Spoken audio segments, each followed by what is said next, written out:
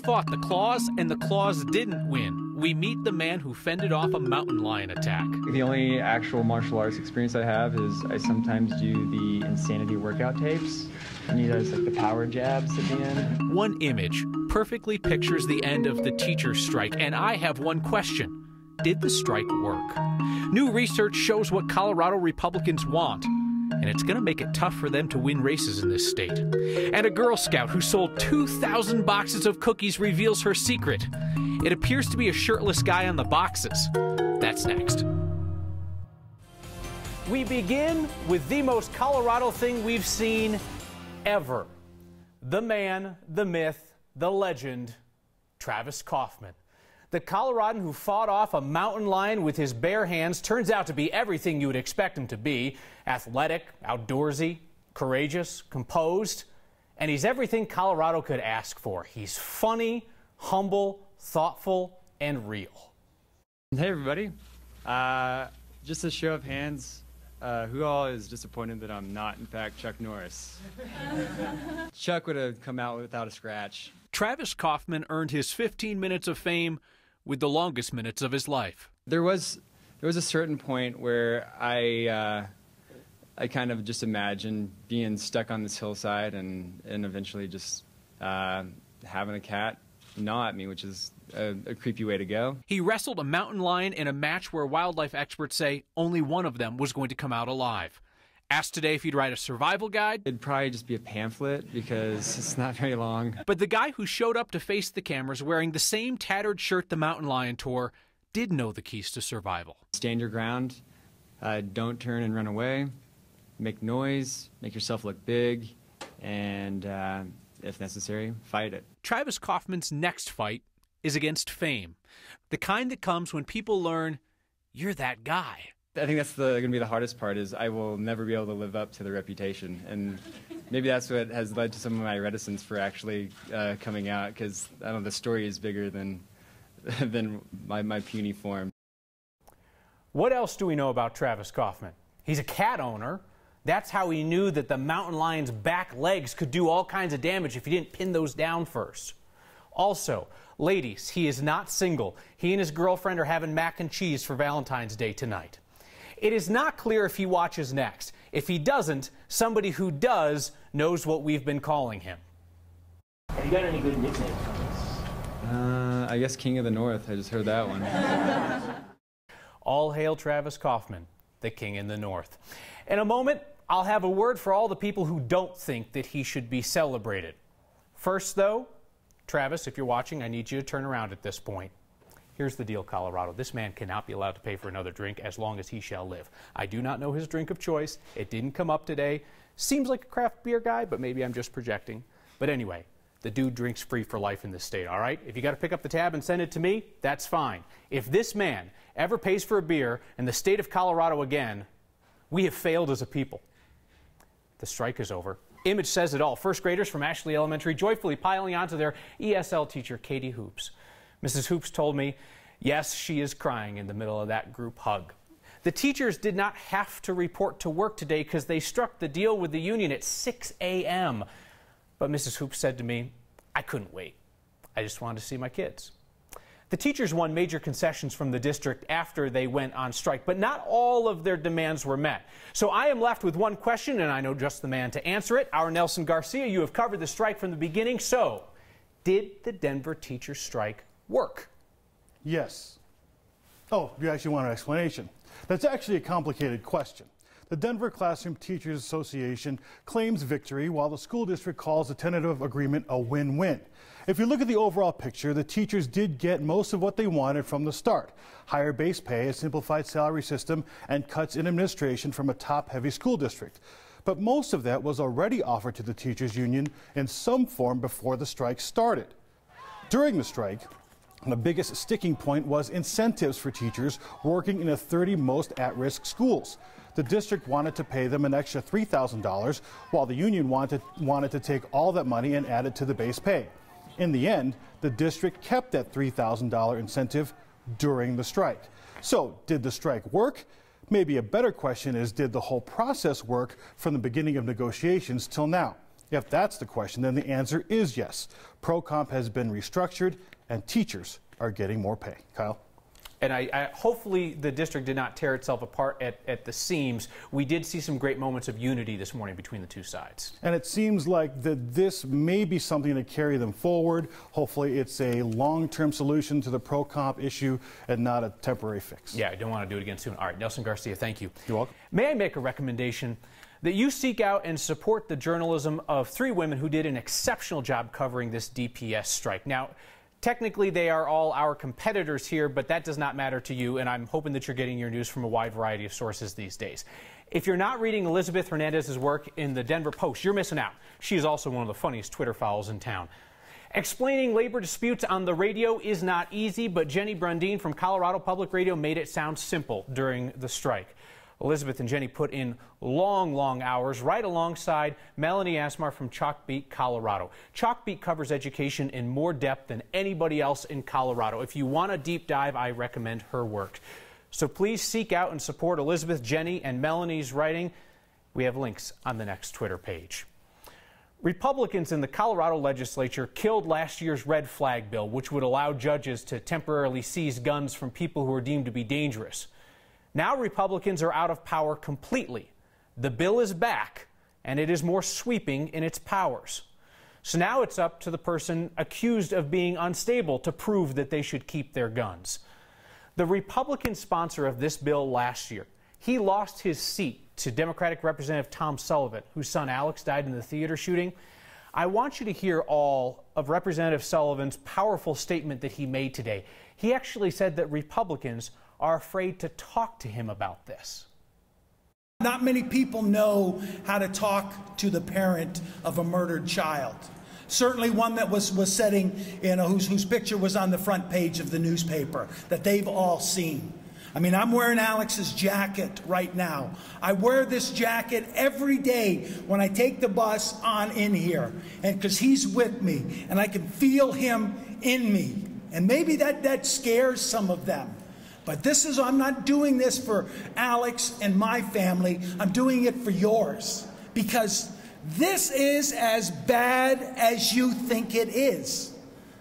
Watching your child's body drop into the ground is as bad as it gets.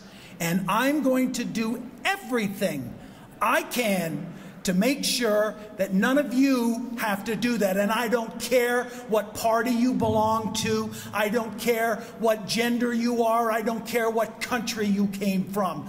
I'm going to do everything until this jacket falls off of me. I'm working every day to do this.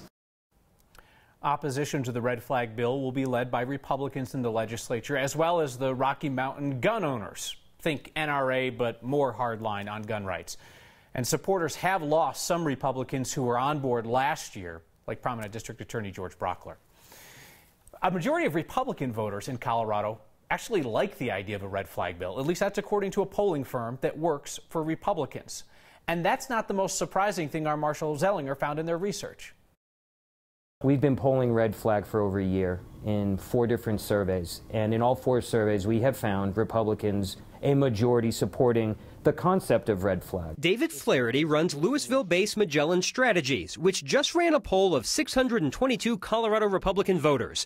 Yeah, 622. You don't have to drink the whole bowl of soup to know what it tastes like. That's a pollster's analogy, Marshall. To understand red flag, you need to look at the blue bars. Men, women, traditional Republicans, Trump Republicans, any age group support the idea of a red flag bill. And this from a Republican-leaning polling firm. A large portion of our primary voters are Second Amendment folks. However, when you even read to those folks, our most conservative subgroups of voters in this survey, you will find that sounds reasonable to me. I can support that. You might remember Flaherty from a previous story we did. 2 days after the November election, he did a poll that found President Trump turned off unaffiliated voters in Colorado from voting Republican. This poll found Colorado Republicans love themselves some President Trump. Donald Trump has undying loyalty and support from a good 85 to 90% of registered Republicans in Colorado. And 81% of Colorado Republicans supported the president's decision to shut down the government over border wall funding. Late last month, Colorado Republican Senator Cory Gardner endorsed the president's 2020 re-election plans.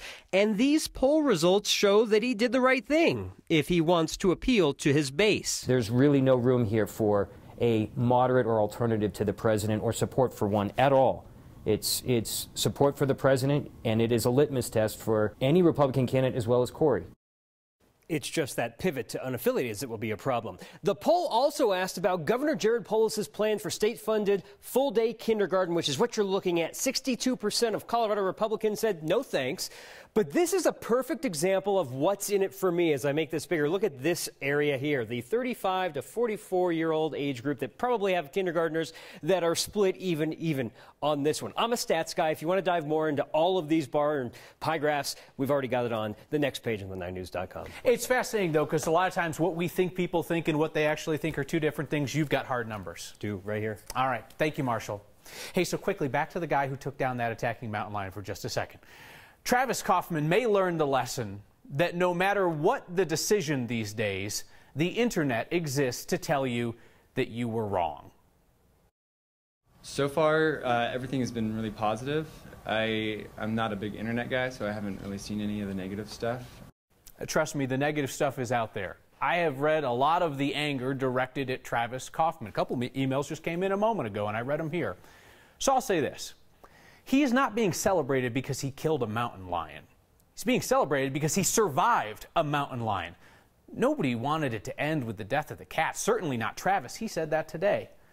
So why don't we spare everybody your internet expertise about how you would have gotten out of the situation?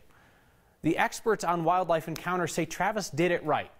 But listen, I respect your right to handle your mountain lion attack differently. If you were ever being ripped apart by the jaws and claws of a mountain lion and you choose to talk the kitty out of it or to lie back and shrug saying, well, you know what, the animals were here first, what can we do? You know what, that's your call, champ. I wish you the best of luck with that. I am sorry anytime that a beautiful wild animal dies, but I am glad that Travis Kaufman fought. I'm glad he's alive.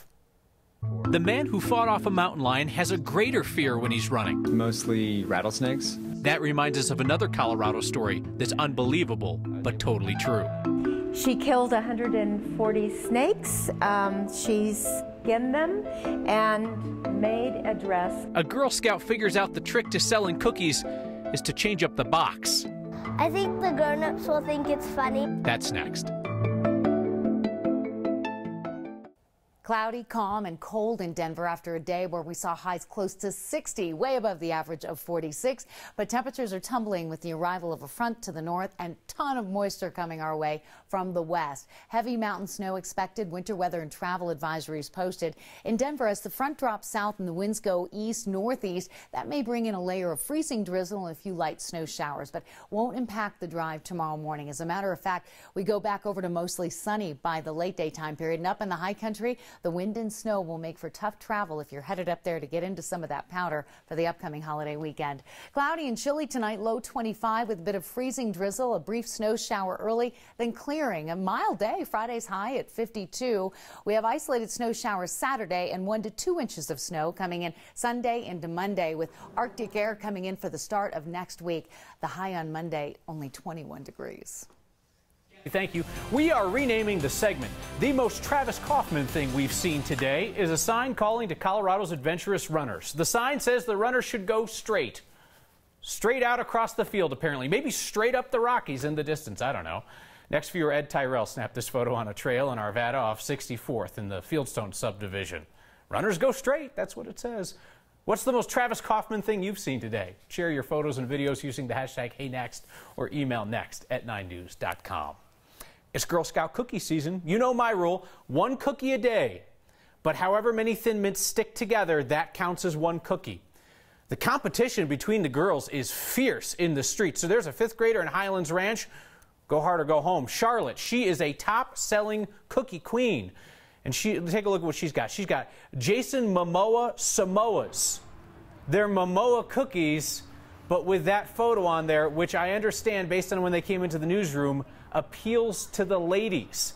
This is quite the marketing scheme. Charlotte's mom helped out with this. They put it on Facebook, and well, you can guess what happened next. The moms are getting really excited, and they're saying that they need them. The girls will want to buy some because he's on the front, and the boys will also want to buy some because he might be like their favorite character. The moms need them. I love that so much. Little Birdie told me that little cookie-selling CEO moved 2,000 boxes last year. We interrupt this broadcast about a Coloradan fighting off a mountain lion to tell you about a Coloradan fighting off more than 100 snakes. She heard another sound, another snake, and another, and another. Let's learn about Rattlesnake Kate.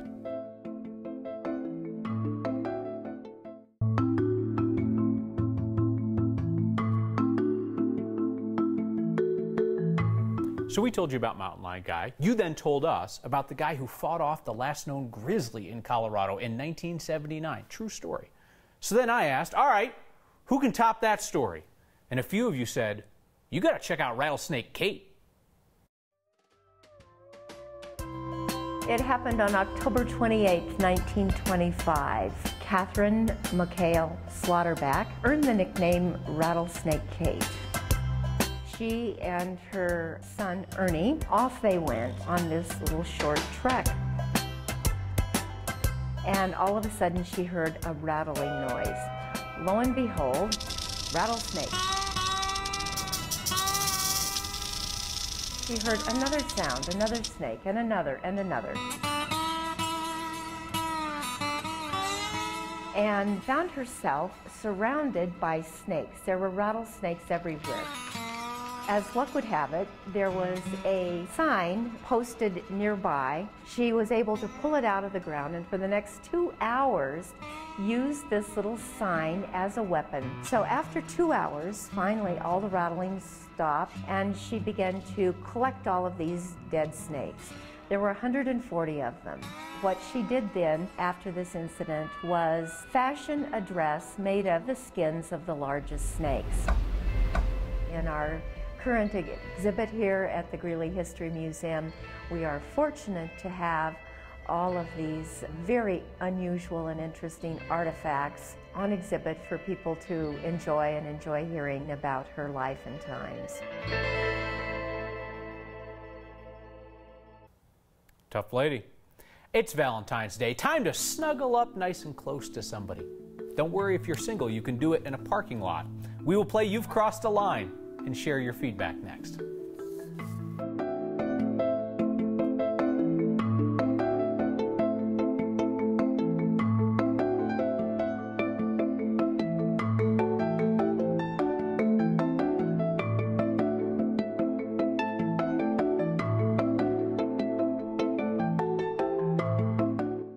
Every once in a while, you guys send us a photo for our You've Crossed a Line segment that just completely baffles us. I mean, take this one from Rose. Saw this in a parking lot in South Denver. I don't know who was there first, but come on now, Jeep. You got a couple problems going on. You are getting Valentine's Day close to that car on the one side of you, and you are parking on the diagonal lines between handicap spots. That's a big no-no. Keep these crazy photos coming with the hashtag #HeyNext. We finish with your feedback. Mel Lee writes in, full of bravery. A 40-pound mountain lion, my Australian Shepherd was 20 pounds heavier than that. I am guessing, Mel, by the fact that you were alive to send me that email, that your Australian Shepherd did not leap upon you with jaws and claws. Jody Ingram says, bro defended himself and killed the mountain lion, then ran 3 more miles. He did, back down to the trailhead. She goes, meanwhile, I'm winded carrying my 2.5-year-old up the steps. Ain't that the truth? Maybe a little less judgment and a little more like the experts. Wow. We'll see you next time. Subscribe to the next YouTube channel and I'll buy you a beer. Am I actually buying them a beer? This could be a very poor idea. We need some terms and conditions. Offer subject to terms and conditions.